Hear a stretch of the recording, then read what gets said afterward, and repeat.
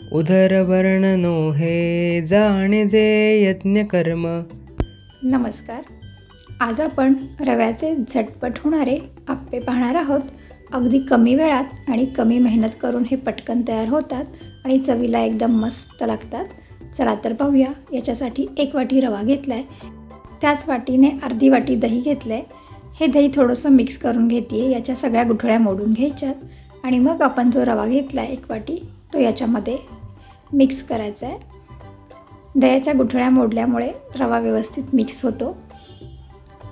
आता हा रवा दह्यामध्ये मिक्स करून घ्यायचा आहे आणि मग याला साधारण 1 वाटी पाणी घ्यायचं आहे आणि थोडंसं पाणी घालून हे भिजवून घ्यायचं आहे। पाणी एकदम नाही घालायचं ह्याच्यामध्ये। आता हे सगळं दही, रवा आणि पाणी एकत्र मिक्स करून घेते आहे। हे असं याप्रमाणे घट्ट भिजवून घेतलं आहे। हे एक 10-15 मिनटं बाजूला ठेवते आहे। झटपट अशी चटणी पाहूया। पाव वाटी फुटाण्याची डाळ घेतली आहे, याच्यामध्ये मुठभर कोथिंबीर, 1 हिरवी मिरची घेतली आहे, 2 तुकडे करून घातलेत आणि चिमूटभर साखर, चवीपुरता मीठ, 1 चमचाभर दही घालते आहे। इथे तुम्ही लिंबू पिळत तरी चालेल। हे बारीक वाटून घेतलं आहे। नंतर याला जिरं मोहरीची फोडणी घालणार आहे। हे पीठ पाहतोपर्यंत छान भिजलं आहे। आता याच्यामध्ये 1 बारीक चिरलेला कांदा, 1 मिरचीचे बारीक तुकडे करून घालते आहे, ढोबळी मिरचीचे पण बारीक तुकडे करून घालते आहे, थोडी कोथिंबीर घालायची आहे। इथे भाज्या तुम्ही तुमच्या आवडीप्रमाणे घालू शकता। गाजर किंवा स्वीटकॉर्नही ह्याच्यामध्ये छान लागतात। चवीपुरता मीठ घालून याला चांगलं मिक्स करून घ्यायचं आहे। हे व्यवस्थित सगळं मिक्स करून घ्यायचं आहे। जर लागत असेल तर इथे थोडंसं पाणी घालायचं आहे, पण हे व्यवस्थित झालं आहे पहा।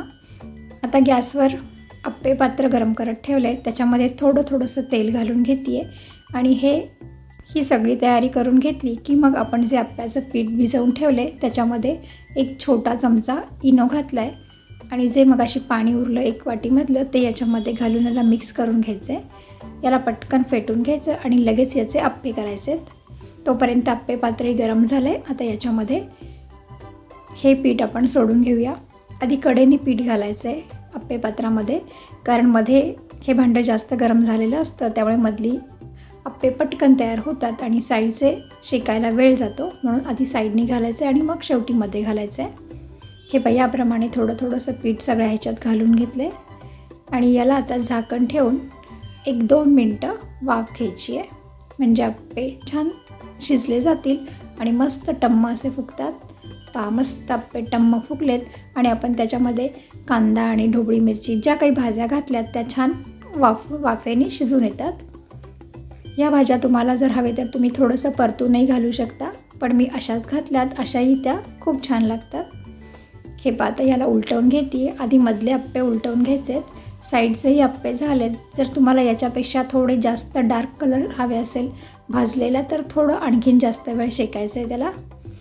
साईडचं शेकायला थोडा वेळ लागतो, त्यामुळे हे भांडं मी थोडंसं असं हलवून शेकते आहे, कारण हे आप्पे पात्र मोठं आहे। पहा, कडेनेही दोन्ही बाजूनी छान याला शेकून घेतलं आहे। आता हे काढून घ्यायचे आहेत।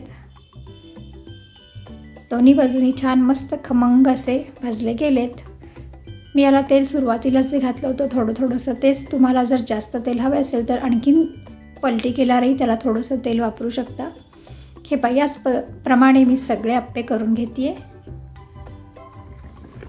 असे मस्त मऊ लुसलुशीत आणि वरतून छान खमंग असे आप्पे तयार झालेत। या पद्धतीने तुम्ही एकदा नक्की ट्राय करा। पहा, मस्त असे झालेले आहेत आप्पे। झटपट होतात, कमी वेळ लागतो आणि चवीलाही छान लागतात। नाश्त्यासाठी एकदम मस्त असा हा ऑप्शन आहे। नेहमी उपीट करण्यापेक्षा हा असा पदार्थ एकदा नक्की करून पहा। आणि रेसिपी आवडली तर लाईक करा, कमेंट करा, शेअर करा आणि चॅनलला अजून सबस्क्राईब केलं नसेल तर सबस्क्राईब करा आणि त्याच्या बाजूचं बेलचं बटनही प्रेस करा, म्हणजे माझ्या व्हिडिओचं नोटिफिकेशन तुम्हाला मिळेल। चला तर मग लवकरच भेटूया एक छानशी सोपी टेस्टी रेसिपी घेऊन। धन्यवाद।